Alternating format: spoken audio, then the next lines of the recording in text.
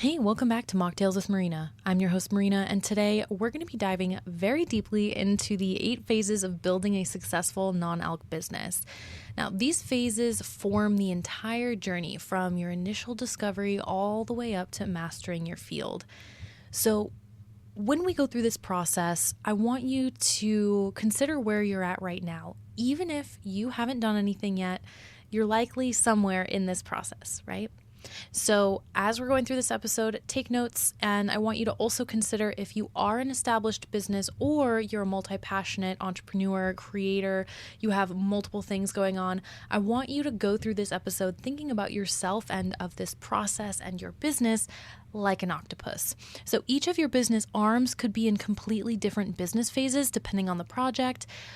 So whether you're launching a kava bar, opening a bottle shop, creating a CPG line, or running a consultancy, regardless of what you're doing, you will be able to figure out where each of your revenue streams are phase-wise, and that's going to help you create much more like laser-focused strategy in all departments. Your operational dashboard, getting that set up appropriately, your marketing strategy, because you want to be able to have your growth happening in certain intervals, right? You need certain frequencies in order to hit each of these phases. So we're going to go through all of that. And I highly recommend, if this is something that really you're having a struggle with a glass ceiling for, I highly recommend you taking notes during this lesson so you can identify exactly which phase you're in and which phase you're having a hard time breaking into.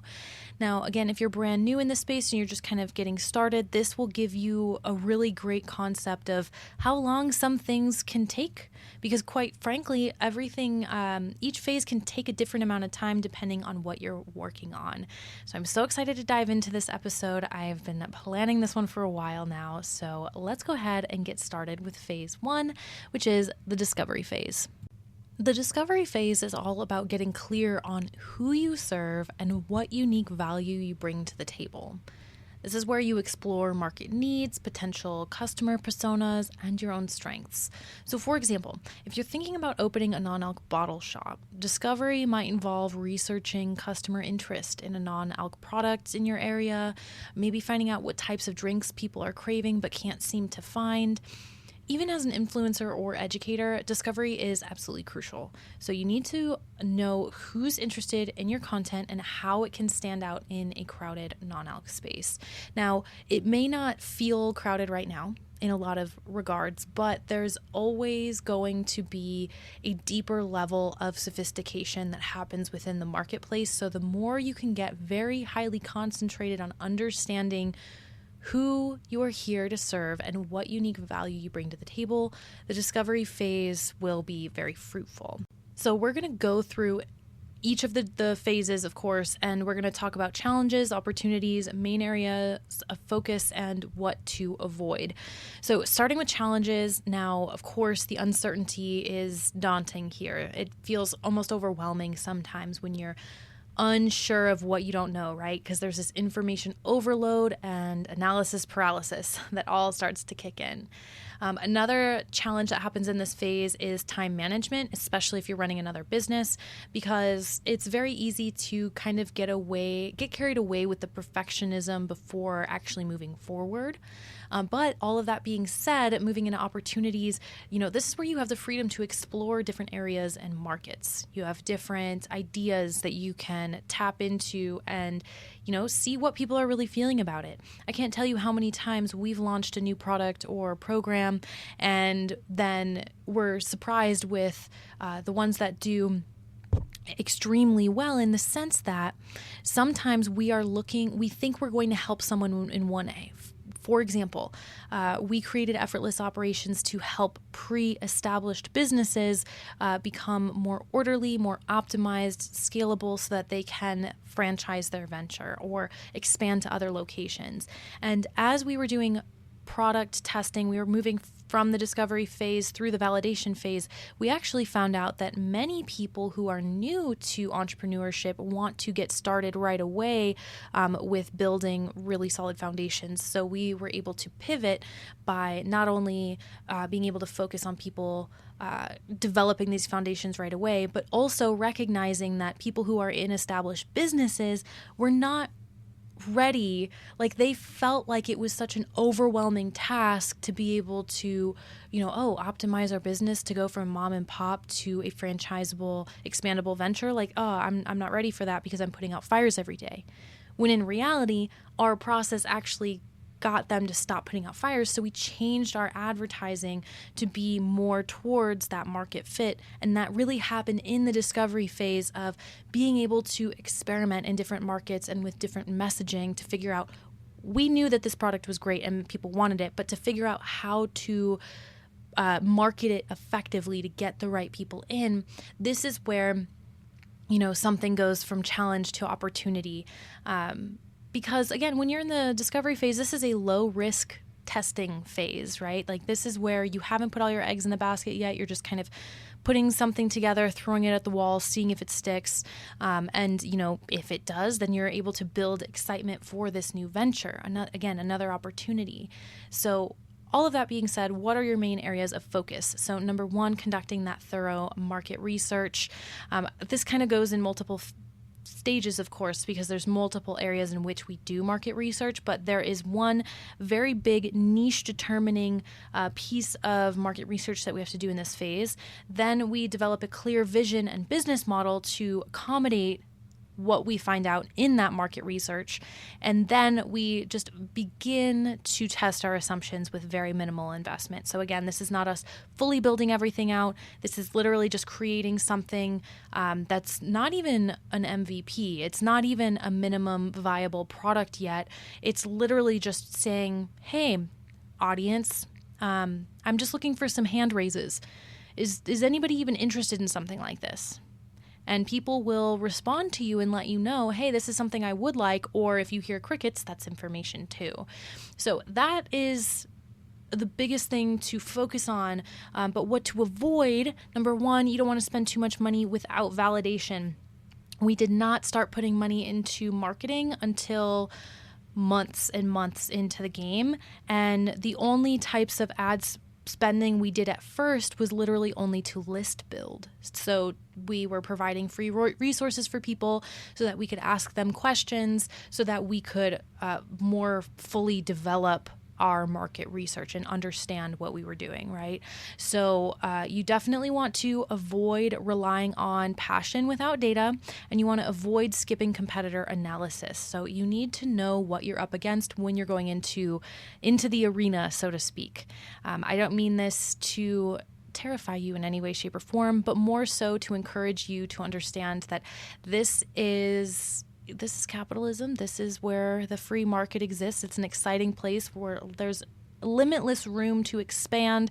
You just cannot put those glass ceilings on yourself. And that is something that people fall victim to in the discovery phase. So oftentimes we see that the typical duration is anywhere from 1 to 6 months.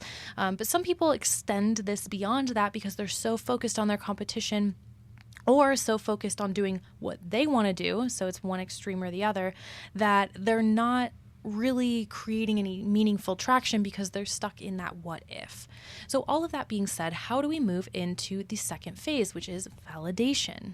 So once we've gotten enough clarity on what it is that we want to offer, we move into the validation stage by committing to fully testing your minimum viable product. So again, in the first example, we were just looking for hand raisers. Maybe we got 5 people to raise their hands, and that was enough for us to be like, okay, you know what? Let's go ahead and create an MVP, see what feedback we get from these 5 people. That's how we know we're ready. we have hand raisers, we have people who are interested in having conversations with us about what we could potentially offer. So this is where, for example, if you're considering launching a CPG line, a consumer packaged good, this could mean doing a limited release of your product, maybe at local events, maybe you're sampling it in places where your target customers hang out, like farmers markets or craft fairs or wherever it is that your target customers hang out, and you're getting feedback in the field from people. So validation is about ensuring your offering is something that people want and are actually willing to pay for. In an example of a non-alc bar, you might validate your concept by hosting pop-up events to gauge interest. It's a lot like dating before marriage. So you're making sure that there's real potential here before investing very heavily in your time, money, and resources. But again, this isn't you just going out and surveying people. This is you coming out with a minimum viable product of your offering so that you can test it out into the world. The typical duration of the validation phase is anywhere from 3 to 12 months. And going through the list, here's why. So let's start with challenges. Of course, you're going to be getting a lot of feedback. You have to spend time in the field doing the thing, handling negative, positive, neutral feedback, failed, successful tests. You're also pivoting based on the feedback without losing focus. So you're getting the feedback, doing what you need to do, going back out, testing it until you don't have so much friction. Another challenge that comes up during this time, though, is managing those limited resources while you're getting your idea off the ground. So it's all about strategically figuring out exactly how you want to promote your products and services, again, while you're getting this more deeply involved market research. That being said, the opportunities that present themselves include obviously getting that real world feedback to refine your product and service. You're getting those traction through small wins. You're getting clarity on how you're getting those sales, right? Like the early sales, even if it's a $5 sale, your first sale is so exciting and it gives you a little bit more momentum. Those positive reviews start coming in. All of a sudden, certain things start to become easier. You're building relationships with these early adopters, which means you're actually building the foundations for the community in which your business is creating just by existing. It's so exciting, which means the things that you need to focus on are, number one, again, testing your minimum viable product with actual customers. This means that you're refining your value proposition. You're building that small, loyal customer base. So again, the part of the validation stage that I feel like a lot of people miss out on because they're just not used to valuing themselves is they'll do it for free, but you really do want to experiment with different prices. So on these pop-up events, you are charging tickets or you are not an open bar. People have to pay for your mocktails, however you're having this all set up. So all of that being said, what you want to avoid, number one, ignoring any sort of customer feedback or failing to pivot when necessary. Data is so much more important than your feelings when it comes to this kind of stuff because the moment your idea leaves your brain and becomes a potential business venture, now it's a collaboration with your community. So you cannot be super self-serving in this. You need to be able to be of service of the community that you're looking to help. All of that being said, you don't want to go all in before you've validated demand, right? It's, again, going back to the example of dating and marriage. You wouldn't want to necessarily propose to someone that you met 2 hours ago, right? You want to make sure everything has been validated before you double down. And all of that being said, you don't want to figure out a good thing and then start overcomplicating it, right? So you want to keep it simple at first. Keep it simple in the messaging, in the execution. Everything is bare bones at this point. You do not need to make things overly complicated or you will get stuck in the validation phase for much longer than 12 months. So at this point, we have made it to phase 3, which is building, right? So now we're setting the foundations. Building involves creating all the infrastructure your business needs to operate. So if you're a consultant, this might mean that you're setting up your website, establishing your client intake process, and maybe developing the first round of content or services that you're going to be offering. If you are a kava bar or a bottle shop, this is the time to secure your locations, your real estate, you're finalizing your menu, you're setting up your inventory systems, and you're training your initial team. This is a chunky phase, my friends. Building is where your business really starts to take shape, though, and in a real tangible way. It's crucial to be both meticulous and flowy here so that your foundation is solid for future growth, but isn't barred by the perfectionism monster or feeling like any task is too big to overcome. Now, the building phase can take anywhere from 6 to 18 months, maybe even longer. It really just depends on which revenue stream we're talking here, but let's go through the list. So, challenges. Number one, transitioning from vision to execution can feel strange at first because you're already developing new habits, new techniques, you're learning things. You've just finished being overwhelmed in some ways. And now you're adding this new layer of kind of SOPs, all of these additional things that are getting added to the business. So it's kind of like learning to juggle more and more at the same time, but not that that's more work because we're figuring out how to set it up to serve not only the people, but you yourself, right? Like you don't want to build something that's going to make you a slave to your own business. So again, going back into challenges here, like balancing your current operations with building new systems, even if this is your first revenue stream, even if that means adding on to your personal routine. You just got used to working out 3 times a week. How do you add building a business on top of that?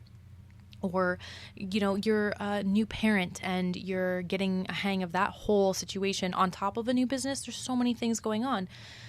So, you naturally want to be hiring and partnering with the right people during this phase so other people can be doing work for you. There's a lot of transition going on here. That's not a bad thing. It just means that it's a time to be focused. What should you be focused on? Well, ensuring that your product or service offering is entirely finalized. You're setting up those operational workflows, marketing flows, customer support. You're hiring those key people to help you. So even though that can be the challenge, finding the right people, when you do find them, that's only going to provide more opportunities. Meaning, when you have people who take the load off of things that are day to day, you can focus on building the foundation for long-term success. You can set the tone for your company culture and brand identity, and you can also establish everything in a way that is intentional so that you can scale, so that you can get sustainable. Even though those are technically separate stages, all I'm saying is we are starting with a base that you can add to instead of starting on an island that doesn't have a lot of land to grow horizontally, so to speak, right? Like we want to be able to build a foundation that doesn't wobble us. So what can you avoid during the building stage? Well, number one, micromanaging everything. I know it's so tempting at first, but this is where a lot of people have a hard time establishing their community because, quite frankly, they're being too bossy with them. That and also the skill of delegating correctly, like asking the right people to do the right thing for the right price in the right context. These are all skills, and I don't want that to cause you any fear or shame or anything. It's just a process. So it's super important to ensure that you are not micromanaging, you are delegating, but you're also not growing too fast before you've solidified your operations. So a very big focus here needs to be, again, operations workflow, making sure all of that makes sense, because if you're hiring people but they don't know what to do, everyone's going to get all confused and uncomfortable pretty quickly. Lastly, it's super important not to skimp on any foundational systems like financial tracking or customer relationship management, even though some of these things can feel like you're investing in something that doesn't necessarily instantly give you a return. But long term, this is how you build a sustainable business, by having these foundational systems set up that you can build upon. Super important. So all of that being said, once you've spent that time in the building phase, we move into optimization. With your basics in place, optimization is where you start fine-tuning. You're looking at things like cost efficiencies, customer feedback, and internal processes to see where you can improve. So everything's done being built, but now we are tinkering with all of the levers and switches, so to speak. For instance, if you're running a kava bar, maybe you realize that your ordering system is slowing down your service. Or if you're an online educator, it could mean that you're refining your course materials based on your initial student feedback to make them more engaging. Optimization is about refining what you've built to make it operate more smoothly, efficiently, and profitably. The optimization phase typically lasts between 6 to 12 months. It can be a little bit difficult sometimes to identify and fix those inefficiencies, but once you do, that's where the real magic happens. So, when we talk about this in the context of challenges, of course, number one, you always have customer feedback that you're listening to. Number two, while you're under construction of, implementing all of those pieces of feedback that make sense, you're still maintaining customer satisfaction as you're growing, as you're evolving. And you are continuing to innovate without losing what you made successful initially, right? So always remembering your core, where you came from, why you started, not falling too far off the tracks. That's the key about optimization. We cannot optimize unless we are focused, we understand our niche, we understand our systems, we understand who we're serving and what we are serving them.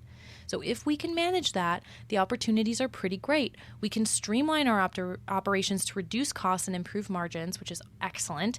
We can improve our customer experience, which means we have boosted loyalty and referrals, and we're sharpening our brand's position in the marketplace, which positions us more as experts. So, once again, what do you want to focus on here? You want to focus on efficiency. What can you improve? Where can you cut unnecessary costs? Where can you optimize marketing efforts based on the data and customer feedback? And what can you do to strengthen your already existing customer retention strategies? So, all of that being said, optimization it's not like the building of these optimized systems themselves are the thing that takes time. Sometimes what takes that 6 to 12 months is that realization of, okay, this is what we need to update. This is how we're going to do it. And then the actual, secondary building stage of that, it doesn't have to take long. It could take 2 weeks. It could take all year to figure out what's going on and then 2 weeks to make a game-changing play. So the optimization phase isn't something to be taken lightly or to rush through. Sometimes you just need to sit, observe, watch, listen, and then make your move.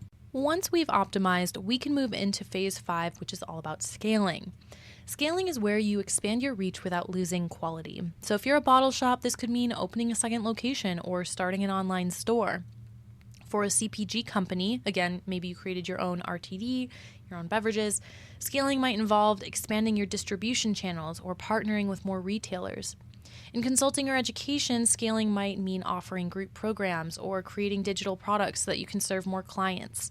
The goal here is to grow without overextending or diluting your brand. You're building on a solid foundation, ensuring that each new addition is sustainable. Now, the typical duration of the scaling phase is anywhere from 12 to 36 months. So 1 to 3 years, you guys. This is not something that is necessarily going to happen overnight. If you thought optimization took a while, scaling takes a little bit longer because it's essentially like going back to the discovery phase in some ways, not all, in some ways, but doubling down on those efforts. So let's go through challenges, opportunities, focus, and what to avoid. Talking about challenges, this is where managing rapid growth becomes a new skill because it's not as linear as it was at the start. It becomes more complex. This is not like, oh, well, now we're in phase 2, so it's time 2. No, this math is exponential, which means that your thinking also needs to adapt rapidly. Another challenge that happens during this time is being able to keep cash flow stable during expansion because it's very, very often you have to spend a lot to grow, right? Growing pains. It's normal, but you cannot overspend while not taking care of your initial foundation. This is a mistake I've seen so many established entrepreneurs make where they had an incredible entire community built. They had their business. It was very established. People loved it. And they did not do enough financial budgeting that kept the cash flow stable. And therefore, they lost their locations. They lost their expansions. And they actually ended up losing a lot of the community that they had started with because they were unable to maintain the company culture and product and service quality, right? So you can't be gambling everything you've got just to scale. You need to do this in a very strategic manner and understand that it is going to take 12 to 36 months. And again, just like optimizing, it's not necessarily that the 12 to 36 months is all about rebuilding. A lot of it is think tanking. A lot of it is consulting. A lot of it is conversation. Again, more and more research. Research is in every single phase. You just have to get used to it. And all of that being said, though, you do have the ability and opportunity to expand to new markets, to launch new products. You can secure additional funding or partnerships if you're doing this strategically. You'll be able to establish your brand as a leader in your niche because people can see that growth. So what do you need to focus on? You need to hire and train a team capable of managing growth. This may look different than your initial team, and that is okay. Loyalty is not about staying in the same position forever. It's about being able to grow with each other. Okay, so you want to always be able to be in contact, not only with your customers, but your employees, but recognize who is holding down the fort wherever they're at and who wants to grow and go on the newly forged path. Okay, these are going to be different types of loyal employees. They are both very valuable. You need to put your aces in the right places. So all of that being said, yes, you're going to have to expand your marketing and sales efforts to reach new audiences, which means you're going to increase the budget there, and you're going to have to scale operations efficiently without sacrificing that quality. So again, we need to be very clear on our cash flow in order for all of this to make sense. So do not scale too fast without adequate resources. Do not lose touch with your customer core audience. Do not over diversify too early, and do not neglect your company culture, right? You want to keep all of these things intact as you grow into the next stage, which is phase 6, and this is all about automation and delegation. So automation and delegation allow you to take a step back from the daily grind. So for example, if you're a consultant, you might create automated onboarding systems for new clients instead of having to do it all yourself manually. If you run a kava bar, you might set up a POS system that handles inventory management for you so you don't have to do it manually. The purpose of this phase is mainly to free up your time by putting people and systems in place who can help run things smoothly. Automation could be as simple as using an email sequence to keep customers engaged, but it can also be as complex as hiring managers to handle the operations for you. Now, this phase can take anywhere between 6 and 18 months, and it really, again, is going to depend on your revenue streams and what it takes to automate and delegate each department that supports them. So, again, challenge that comes up time and time again. You have to be able to let go and trust your team and your systems. You have to be able to ensure the quality and consistency of those automated processes so you're not declining in your quality or what you are delivering to your customers. And you also want to make sure that you are maintaining a strategic oversight without micromanaging. So again, what are your check-in systems with these automated or delegated processes so that you're not all up in their business all the time? Because then what was the point in automating or delegating? It's taking just as much of your time to micromanage them as it would have taken you to do the thing. So, you have to be able to balance that. But if you can, then you're going to be able to free up your time and focus on growth and innovation. You're going to be able to implement technology and streamline operations, and you'll be able to delegate all those day-to-day tasks to a very capable team. So personally, this is where I cannot imagine, all phases really, but I'm just at a bubbling point with this thought. I can't imagine going through some of these glass ceilings, moving from one phase of business into another without having a consultant or someone to help me see and strategize, how can I get around these challenges? How can I fully optimize these opportunities? How do I remain focused, and what can I do to avoid things? This is what we do here at the Modern Mocktail for our clients. We have programs for just about every business stage. And I say all of this to mention that, again, the moment you have freedom, that great responsibility kicks in. So just because you've automated something doesn't mean that everything is passive income now. And in fact, anybody who's ever told you or tried to market to you that you can learn how to create all this passive income, they're all lying to you. Straight up, because there's no such thing as passive income. Even when you have things on auto green, even if you have things on evergreen, they're automated. You're able to have sales consistently come in without doing much per se, as it seems along the top. You still have to be monitoring all these systems. Technology updates all the time. You have to fix integrations that might break. You have to monitor market temperature. Sometimes something that's popular one year may not be the next year. You need to be able to grow with your people. So super important that that happens. So ensure that you are focusing on checking in on your automations, and make sure that you're only automating routine tasks, right? Where you are delegating responsibilities that aren't, that require a little bit more human thought. And lastly, you really want to make sure you're focusing on that strategic growth and innovation. You're not just willy-nilly figuring out what to do next without the market research. Because again, once you hit phase 6 here, this automation and delegation phase, it tends to be pretty, let's say, done in tandem with creating another octopus leg, so to speak, within our business. So what I'm saying here is it's very normal for people when they're in phase 6 to also be in phase 1 with another revenue stream, because why else would you want to automate and delegate unless you had another thing in the works that you want to put your time into? So all of that being said, automation and delegation is something that can technically be ongoing, especially with how quickly AI is updating and adapting to our world. But it does pave the way for phase 7, which is all about sustainability and scaling 2.0. This is a stage that is ongoing. Like once you get yourself to phase 7, you're pretty much in phase 7. And then once you hit phase 8, you are simultaneously in phase 7 and 8. Let me explain.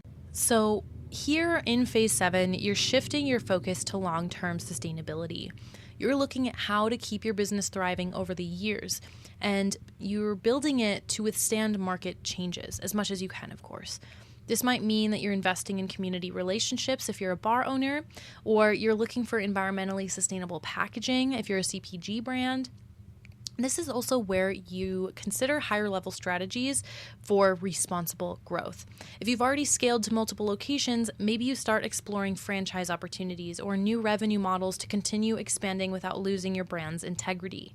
Sustainability is about protecting what you've built and finding ways to give it a lasting impact.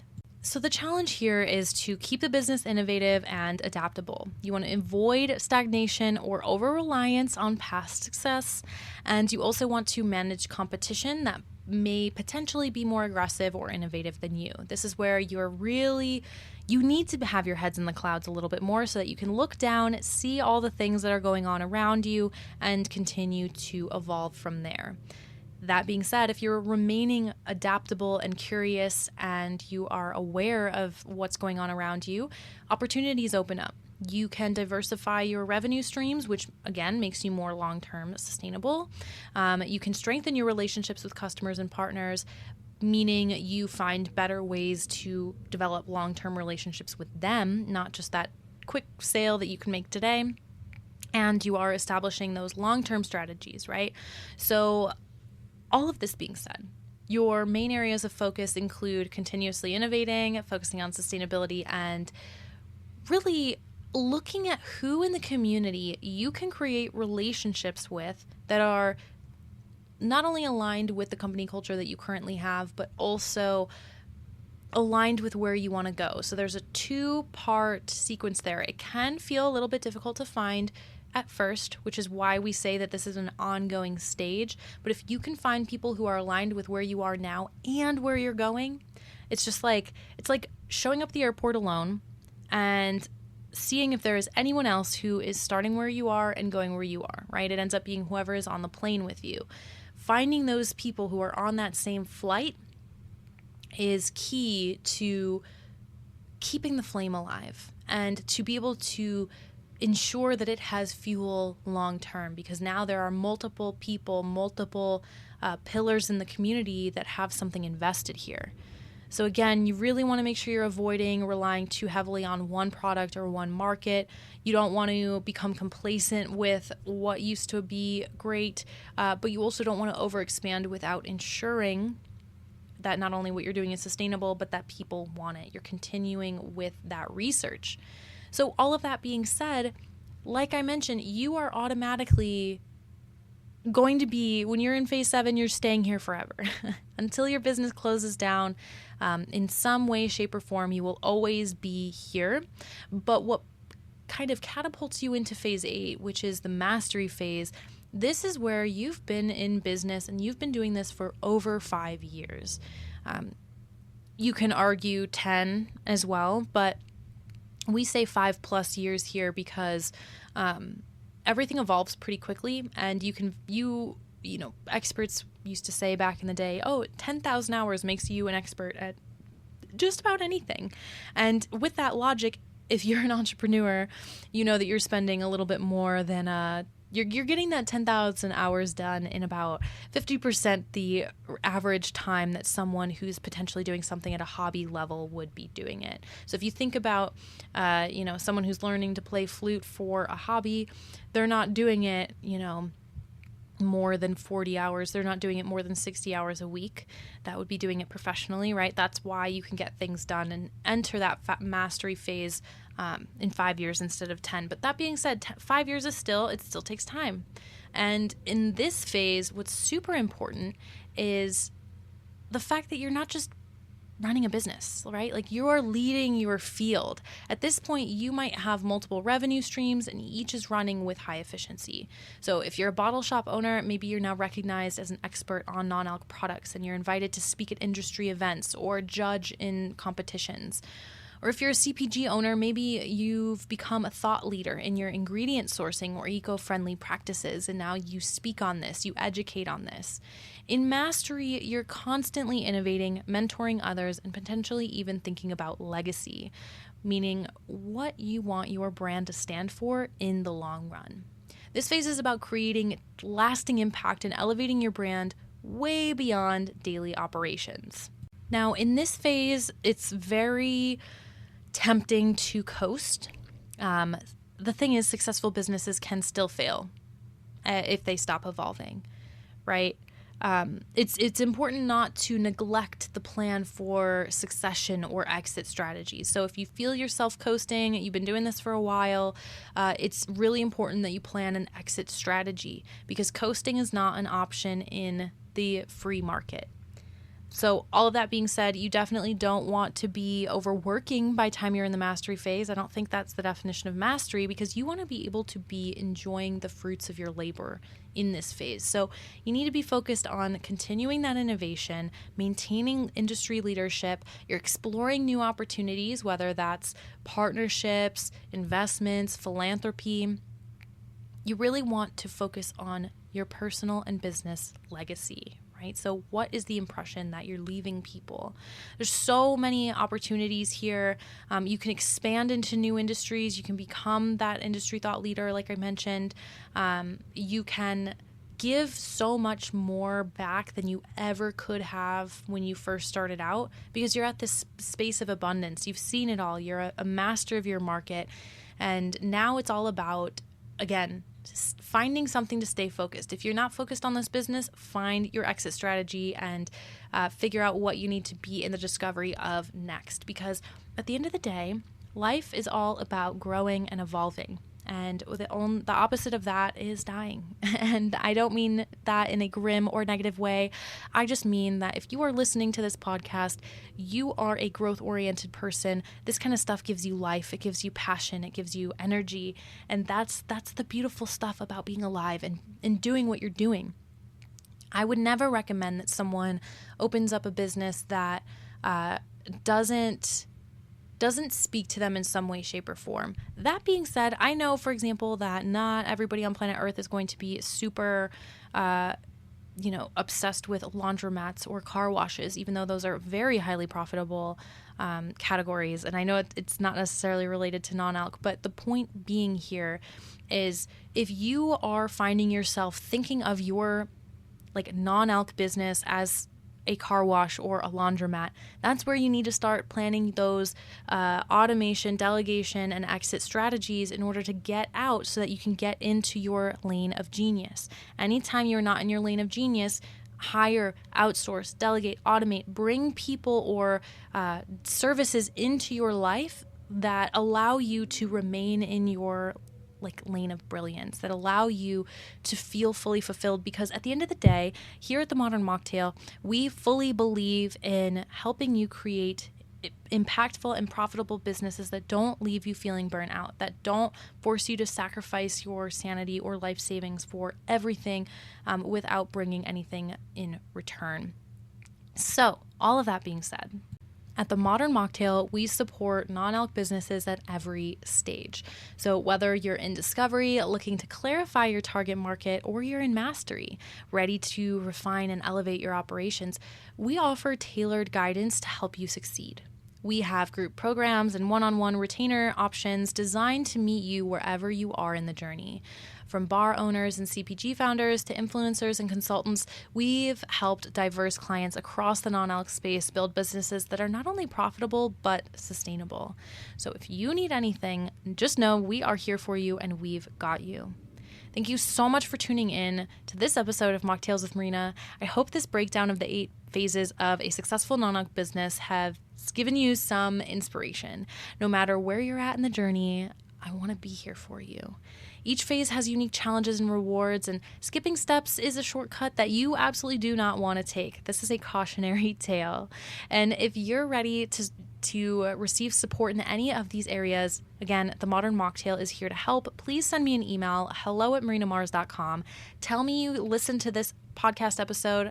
Tell me what business phase you are currently in or what you perceive that you're in, and I will help you get to where you want to be. Until next time, cheers to your success, bula, and just know that the impact that you're making in the non-alc world means the world to everyone that you are about to touch with your business, with your idea, with your vision, myself included. So as always, if you need anything, just let me know.